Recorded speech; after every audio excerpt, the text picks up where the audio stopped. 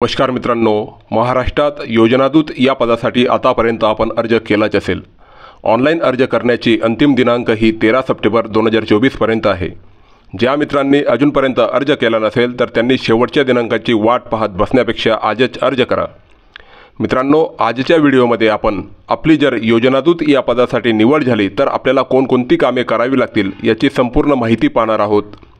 मित्रांनो, आजचा व्हिडिओ खूप महत्त्वपूर्ण होणार आहे, म्हणून आपण या चॅनलवर नवीन असाल तर व्हिडिओला लाईक करा व चॅनलला सबस्क्राइब करा, जेणेकरून अशा प्रकारच्या लेटेस्ट अपडेट आपणास सगळ्यात अगोदर मिळतील। चला तर मग व्हिडिओला सुरुवात करूया।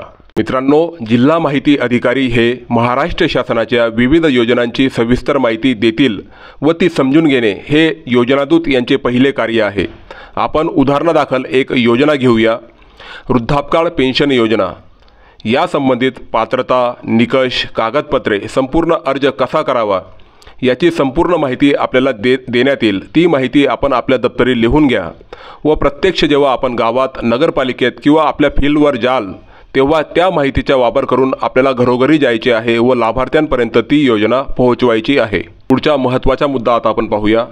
योजनादूत म्हणून आपली ज्या गावात, नगरपालिकेत किंवा महानगरपालिकेत नेमणूक झालेली आहे तेथील स्थानिक पातळीवरील यंत्रणेशी संबंधित व्यक्तींच्या संपर्कात राहणे व विविध शासकीय योजनांची माहिती त्यांच्यापर्यंत पोहोचवणे हे देखील महत्त्वाचे आहे। आपल्याला कोणकोणत्या यंत्रणेशी संपर्कात राहावे लागेल ते आता आपण सविस्तरपणे पाहूया। मित्रांनो, शासनाच्या विविध योजना या विद्यार्थ्यांशी संबंधित असतात। अशा वेळी आपल्याला प्राथमिक स्तरावरील मुख्याध्यापक, माध्यमिक स्तरावरील मुख्याध्यापक यांच्या संपर्कात राहून त्या योजनांची माहिती त्यांच्यापर्यंत पोहोचवावी लागेल व पात्र लाभार्थ्याला आपल्याला ती योजनेचा लाभ द्यावा लागेल। शासनाच्या विविध योजना या शेतकरी लाभाशी संबंधित असतात। अशा वेळी आपल्याला गावातील तलाठी, सरपंच व गावातील शेतकरी यांच्या संपर्कात राहून त्या योजनांची माहिती द्यावी लागेल। उदाहरणार्थ, मोफत फवारणी पंप योजना। शासनाच्या काही योजना या घरकुल लाभाशी संदर्भातील असतात, तर अशा वेळी आपल्यास गावातील सरपंच, ग्रामसेवक यांना भेटून संबंधित लाभार्थी यांना शोधून ती योजना त्याच्यापर्यंत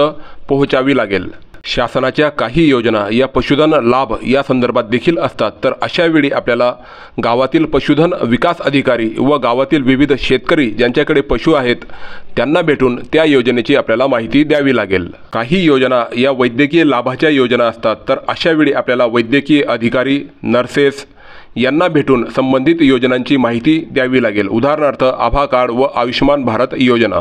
मित्रांनो, या सर्व योजना आपण उदाहरणासाठी घेतलेल्या आहेत, यामध्ये बदल होऊ शकतो। आपल्याला ग्रामीण पातळीवरील सरपंच, ग्रामसेवक, प्राथमिक शिक्षक, तलाठी, आरोग्य अधिकारी, नर्सेस, अंगणवाडी कार्यकर्ते, पशुधन विकास अधिकारी यांच्या संपर्कात राहून योजना या लाभार्थ्यापर्यंत पोहोचवाव्या लागतील। मित्रांनो, तुम्हाला आजचा व्हिडिओ कसा वाटला ते कमेंट बॉक्समध्ये कमेंट करून निश्चित कळवा। व्हिडिओ आवडला असेल तर व्हिडिओला लाईक करा व चॅनलला सबस्क्राइब अवश्य करा।